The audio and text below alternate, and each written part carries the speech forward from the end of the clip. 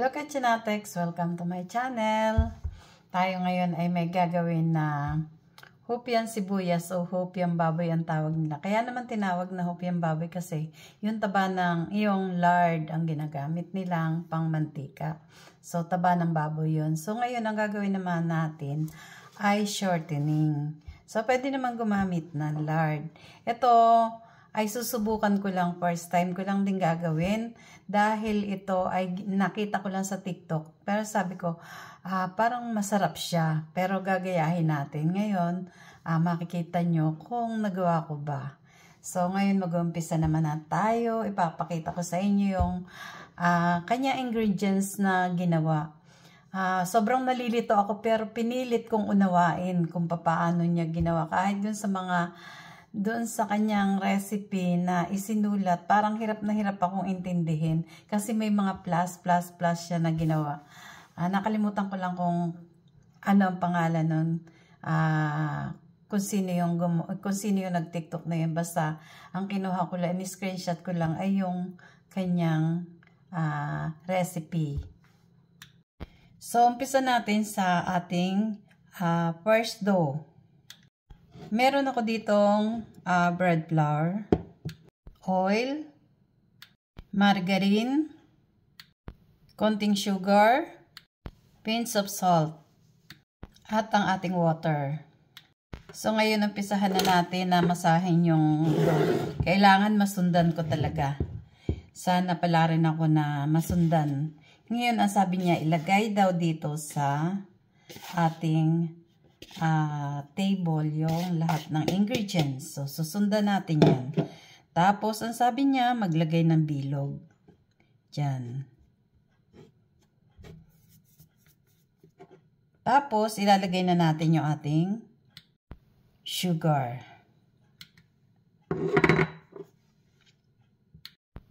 Yung ating salt. Lagay na rin natin yung oil. Mukhang marami na to. Oh my God. Sana masundan ko. Lagay ko na rin yung margarine. So, ilalagay ko na rin yung water ng Diyos ko. Ano na to? Ganyan na yan. Lagay natin. Unti-unti. Pero nakita ko naman sa kanyang ginawa. Parang hindi naman siya umaano. Ayun, kumakalat na. Ay, Diyos ko. Ano ba yan? Dapat gabundok daw. Ikalat ko na nga rin yung ano niya. Ikalat ko na rin yung harina para ma-absorb ng water. Ayan.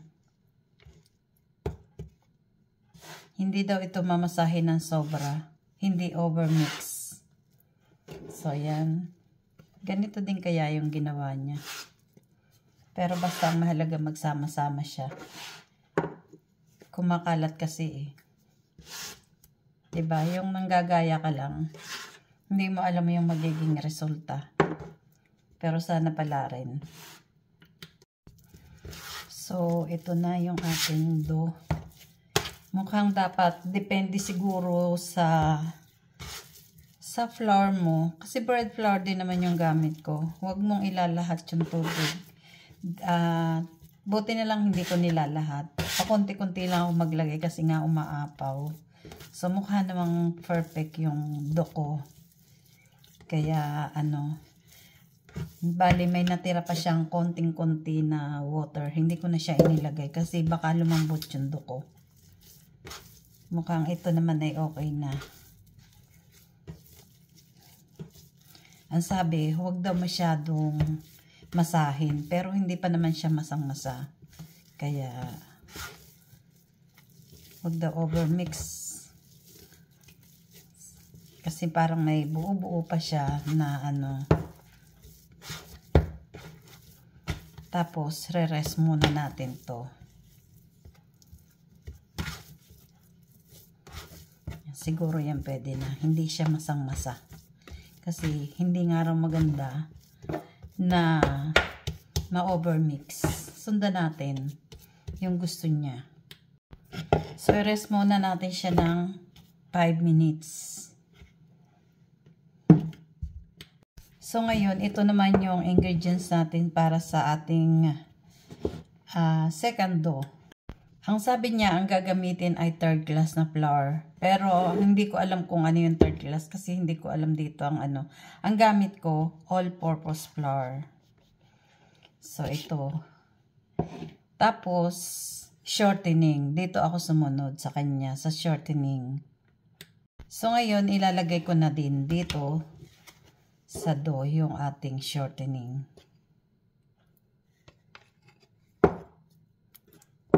Kailangan natin na masahin din.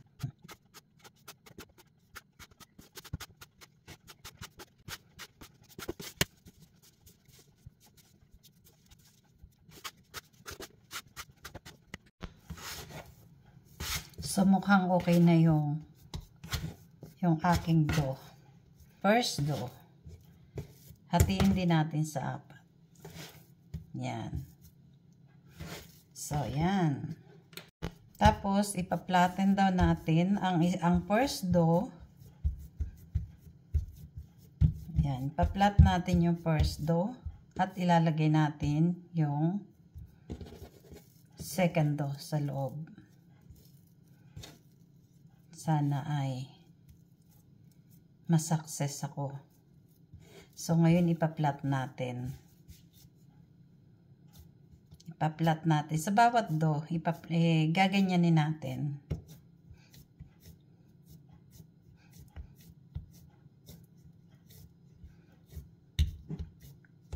Gagamitan natin ng maliit na rolling pin. Yan.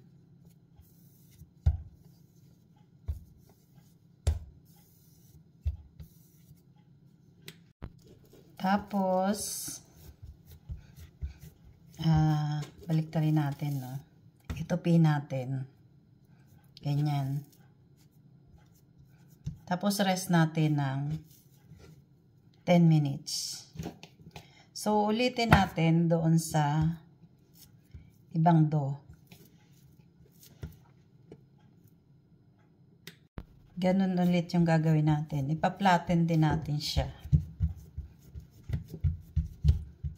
Kailangan maingat tayo para hindi mabutas.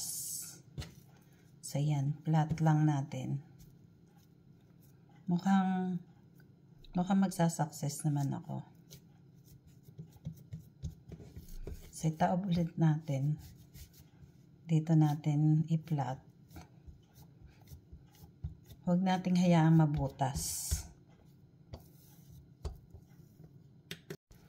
So, after 10 minutes, ano na ulit natin. Ipa-flatten natin yung ating bread. Ganyan naman ulit.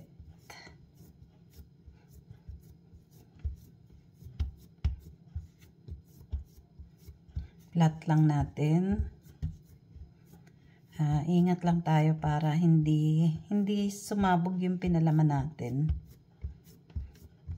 So, ngayon, iro-roll yun naman ulit. Itutupi ulit natin siya. I-rest naman natin to ng 10 minutes ulit. Yun yung sabi niya. So, ganyan lang.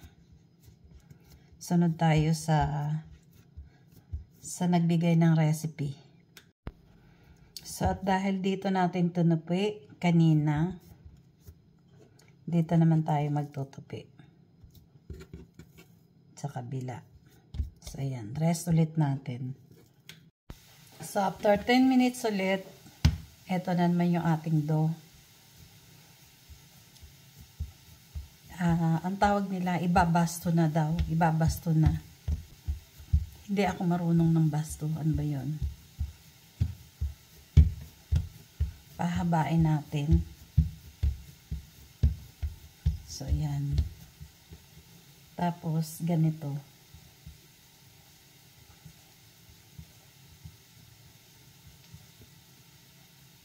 So, yan.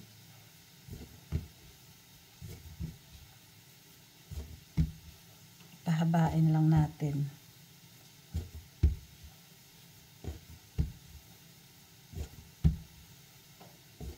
Oh my God. Sa kagustuhan ko lang kumain nung kasi wala ng hopya. Kasi wala ditong nabibiling hopya eh. Baga mga hindi na bago. Mga luma-luma na. So ayan, mukhang okay naman. Maganda yung kinakalabasan. Ayan. Yan, i-rest muna natin siya. I-rest ulit natin siya ng 10 minutes.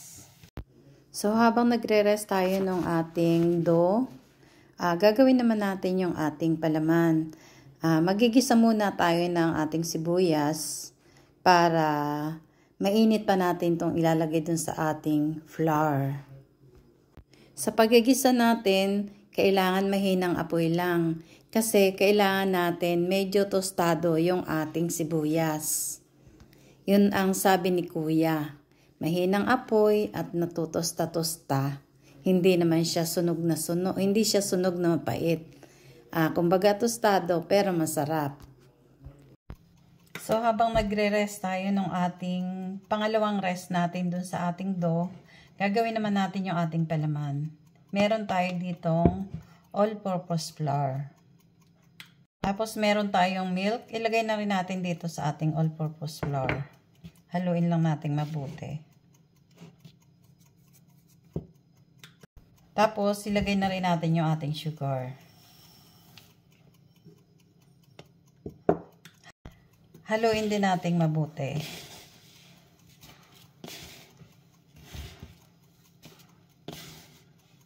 Meron din tayong oil. So, dito sa ating flour, sa ating dry ingredients, ilalagay na rin natin yung water. Tapos yung ating butter. Haluin lang natin mabuti. So, ayan na yung onion natin. Ilalagay natin ito sa ating harina, dito sa ating mixture, na kasama yung mantika.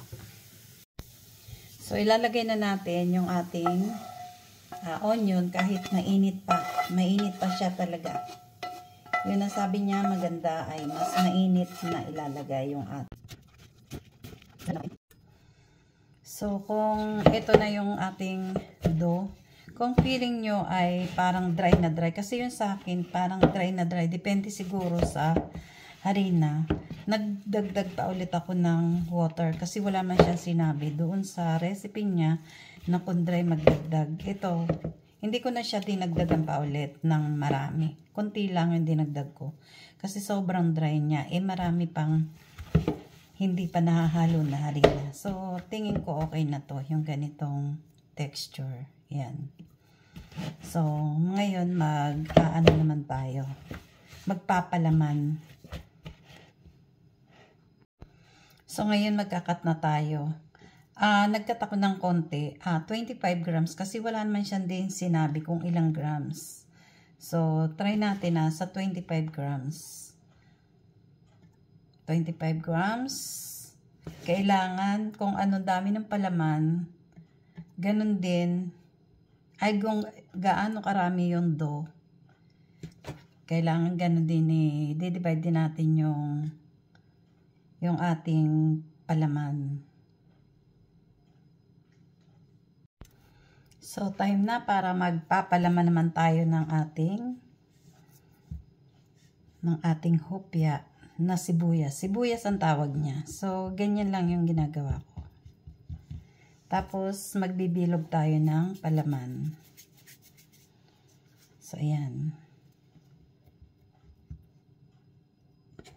So, gaganyanin ko lang siya. Ako dumidikit.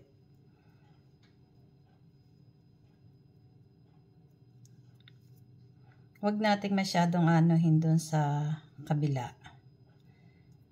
Sa likod niya para hindi siya mabubutas. Lulubog naman yan. Oh. Lumulubog siya.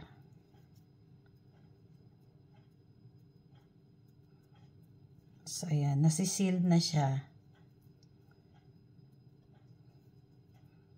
Tapos, meron ako ditong hulmaan. Yan. Tatawag ko siya dyan. Saka ko ipipress. So, sa kanya naman, binibilog lang niya. So, ito, pare-parehas naman yung laki niya. So, yung timbang ko, hindi siya perfect yung timbang ko. May timbang siyang 23, 24, 25. Ganon yung ginawa ko. Hindi ko na binabawasan. Yung pag, ano ko pala, yung pag-press ko, diba, pag kinat natin ganyan, ito naman yung ating ipapress. So, yan. So, maglalagay naman tayo ng egg wash. Egg yolk lang to. Tapos, ang gamit ko lang, pag gumagawa ako ng ganito, kasi gumagawa rin ako ng ibang klase ng hopya. Ganyan. Mas matipid po ako. Mas matipid siya. Kaysa gumagamit pa ako ng brush. Yung brush kasi, kumakapit pa dun yung, yung egg. So, ito mas makakatipid. So, ganyan lang. Mas mabilis pa. Ito isang lang tong gamit ko eh. Pag kinulang siya, dahil hindi ko naman tansyado tong bagong recipe, magdadagdag pa ako ng isa. So, ganyan lang. So, ilagay na natin sa oven siya ng 175. Ang sabi, 175 in 25 minutes. So, ito na yung resulta ng ating hopyang sibuyas. Yung ating gaya-gaya puto maya. So, mukhang masarap. Mukhang nakuha ko naman talaga ang ating experiment na kahit di ko maintindihan yung recipe ni Kuya ay nakuha ko siya ng maayos. Ayan, yung ating hopya. Titikman natin. Naku, ang lutong. Masarap talaga yung recipe niya. Malutong, ang niya, pabalat niya, tapos moist yung ilalim. Hindi siya matigas. Kasi may ginaya na rin ako nito. Na pag naluto, ang tigas na nung ilalim, pero ito hindi. Malamig na po siya, ha. Tapos nakita nyo, yan, oh. Ang galing niya. Ang galing ng recipe niya. Ang galing ng engineer niya. Pero ang hirap intindihin. Kasi, alam niyo naman sa TikTok, ay sa Reels. Napakahirap, ang bilis-bilis. Tapos, yung recipe niya, may mga plus na hindi ko maintindihan.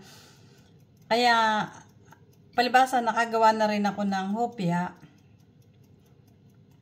Kaya, kumbaga, inaral ko na din lang siya. Tapos, yung timbang, wala din siya. Pero may nagawa na nga akong, alam ko yung ilang peraso, ilan yung timbang ng dough. So, hinati-hati ko lang yung palaman niya. Yung palaman niya, mag-ano kayo na, bakit malaki, makapal. Pero, sakto lang siya. Sakto sa hindi siya tinipid sa palaman. Masarap. Masarap po siya. Promise. Huwag kayong hindi ako nagloloko. Ang galing ng recipe ni Kuya. Hindi ko lang natandaan kung ano yung pangalan niya. Nawala na sa ko, kasi nung makita ko na interesado talaga ako doon sa hopya niya, in-screenshot ko kaagad yung kanyang recipe. So, may mga binago ako, pero yun din ang isi-share ko sa inyo. Katulad nung sinabi ko nga na yun pag alam nyo na itong palaman, parang nung ilagay ko yung water na sinabi niya, parang medyo dry pa siya. Kaya unti-unti ako naglagay ng water. Kaya kung siguro naman dahil depende sa harinang ginamit. Kasi ang ginamit ko dito all-purpose flour. Tapos siya naman ay third class. Hindi ko nga alam kung ano yung ibig sabihin ng third class. So, ito po masarap, promise. Para lagi pong updated sa ating mga recipe, just follow and subscribe. Thank you for watching.